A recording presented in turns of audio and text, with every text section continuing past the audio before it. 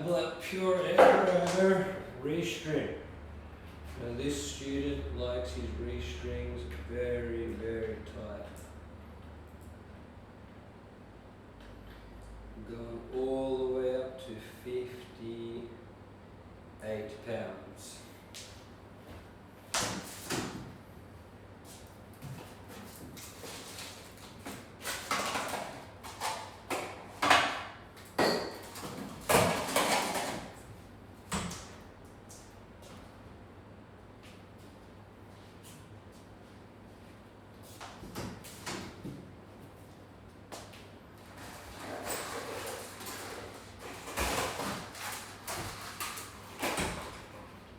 Today I'm going to be doing a hybrid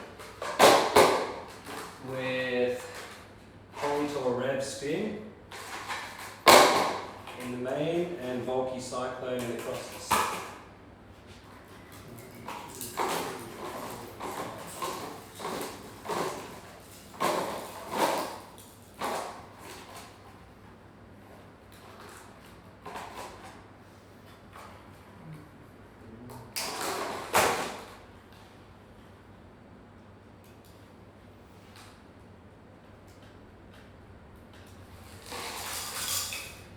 Start off at the bottom on the babolat 16-19 and in the middle, clamp. These clamps are not the best. Once you get going with them, they hold a little bit easier. Come on. Okay. Just to make sure, I put this backup clamp on. Nice and close to the start clamp. Because it is. Ooh, it needs to be tighter than that.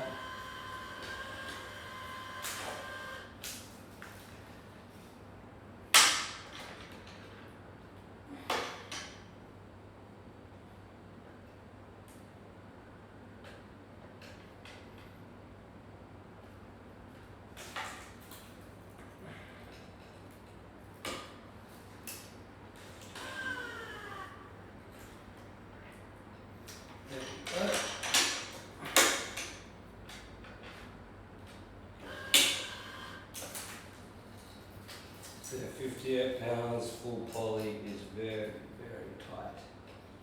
But that's how he likes it. So you've got to do what the client asks for.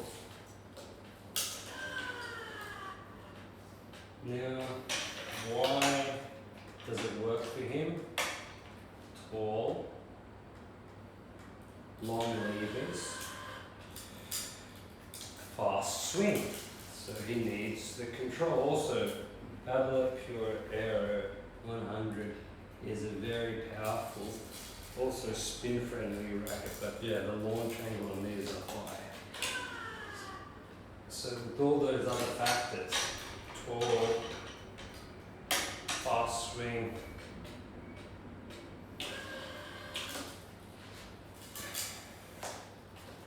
long limbs, powerful, high launch angle racket, it makes sense why he wants it tight for his game.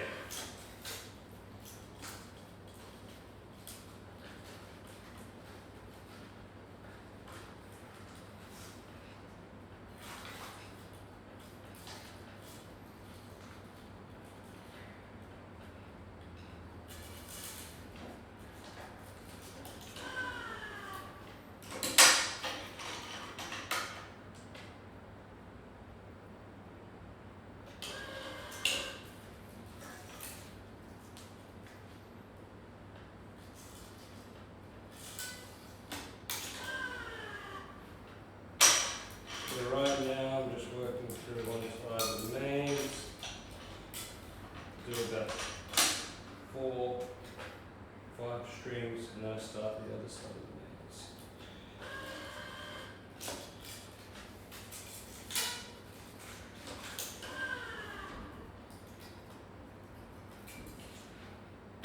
Now you can do these rackets, I guess, technically in one string if they were using one poly the whole way through, not a hybrid, you could technically pull the string out long enough for the crosses and the mains, and you could do it in one string, but from my personal experience, you get way more out of the restring when you use two strings, even if it is the same poly that you're using, and you get better tension maintenance. Kind of pulls out more evenly from the middle out, and then top to bottom.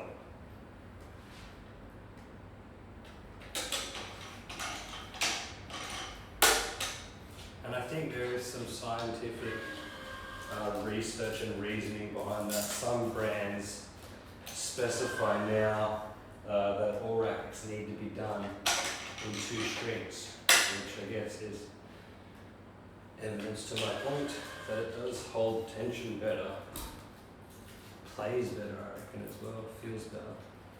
But I guess you can give the one piece a go if you really want. They're a bit of a pain in the butt to string, but you can look up around the world string technique on YouTube and you'll get it. But this is the technique used by, I'd say, 98% of the pros.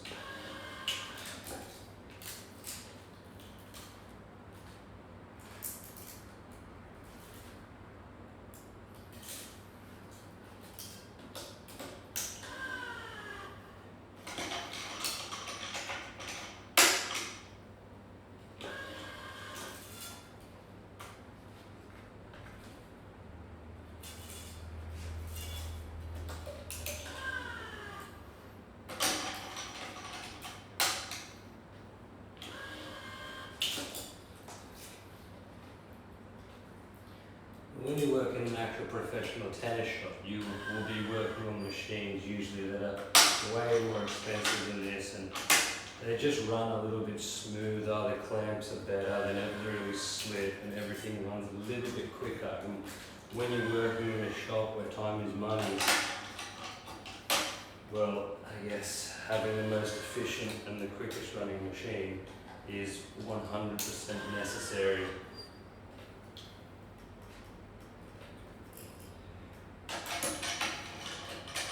Trying to get the clamp up as nice and close as I can to the frame.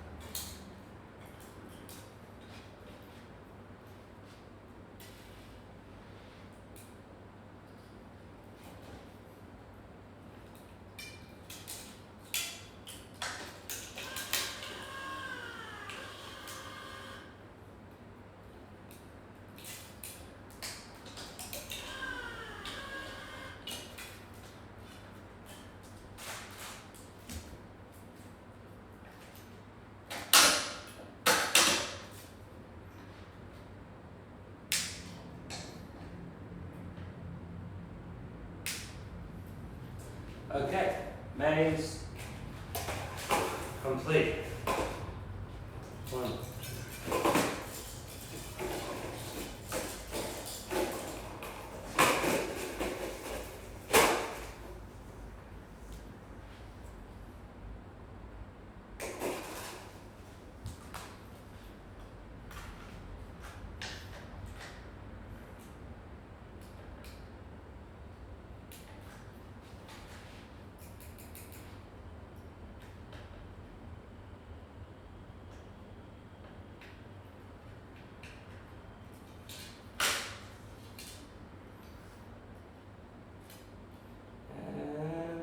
cross.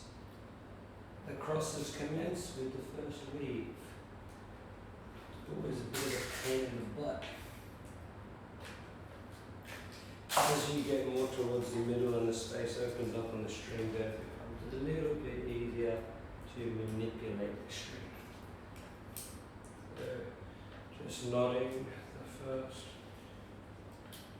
cross, loop it.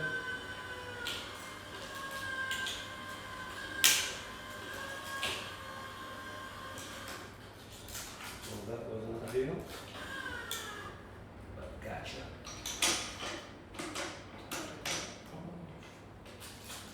Pull the excess through.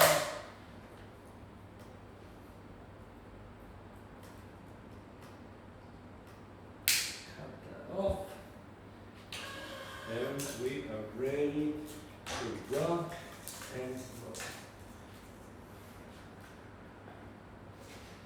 What I'm doing here is I'm just cutting the edge of the string, trying to make it not flat, but a nice little sharp flush edge with a bit of a point on it, so it becomes easier to thread through the grommets, which sometimes become worn out when players hit the ground on slices, forehands, backhands, whatever.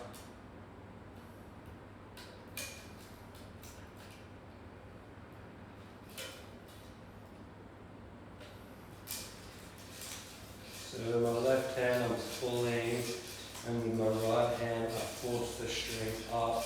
Because if you pull at this speed and you don't move the string, if it just stays in one spot, it will leave a divot, it will leave a little bit of a burn track. That's even more vital when you're using natural gut. That is a softer compound, especially when you're using it with a poly, so be careful, my man. My ladies who are restringing.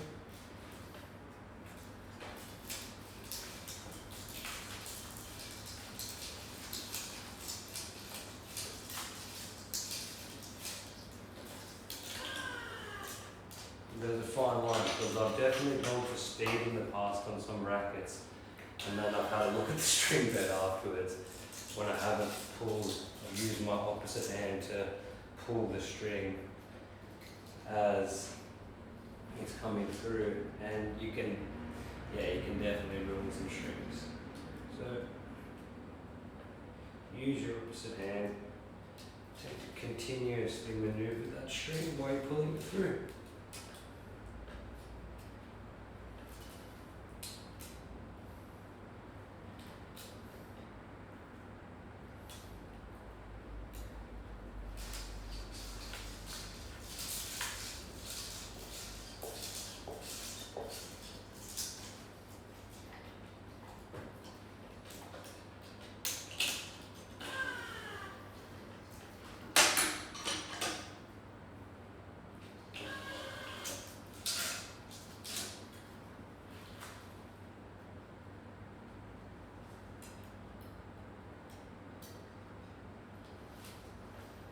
I guess this is the part that when you're starting the string that you struggle with the most, the threading over, under, over, under, over, under.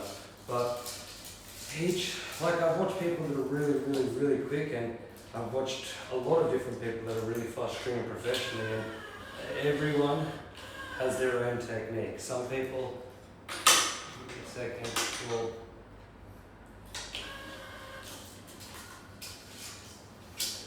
have a lot of extra string like this, and they kind of plait, like boom, with the fingers like this, feeding it through, which does work. There's nothing wrong with that. But the way I sort of learned to do it, maybe because I have clammy fingers, or I don't know.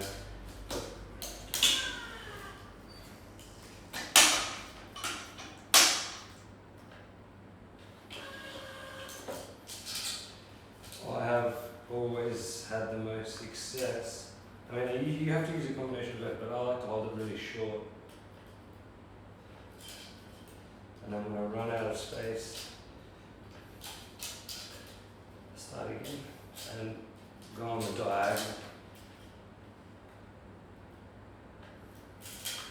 instead of going straight across, it's on a little bit of a diagonal. It opens up a little bit of space for the string to fit in.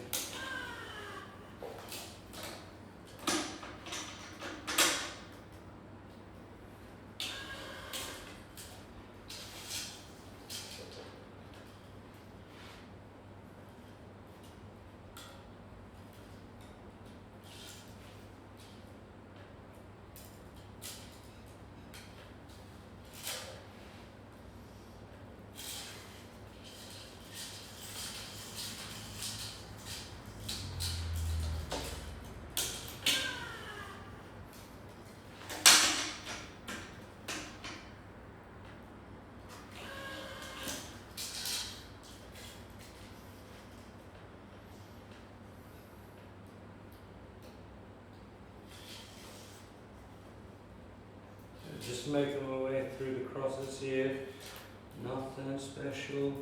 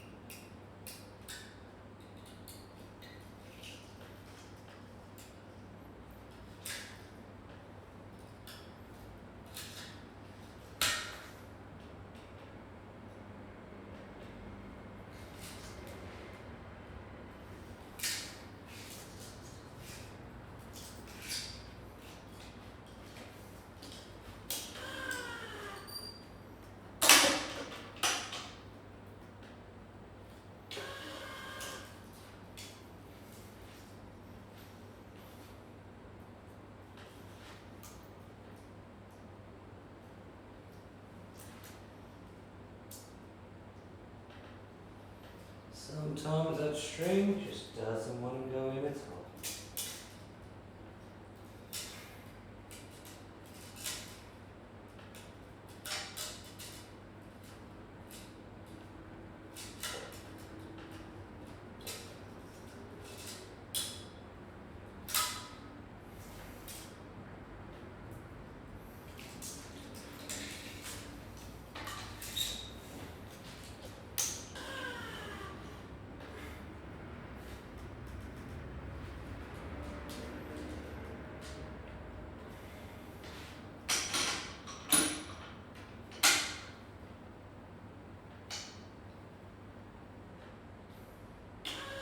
Yeah.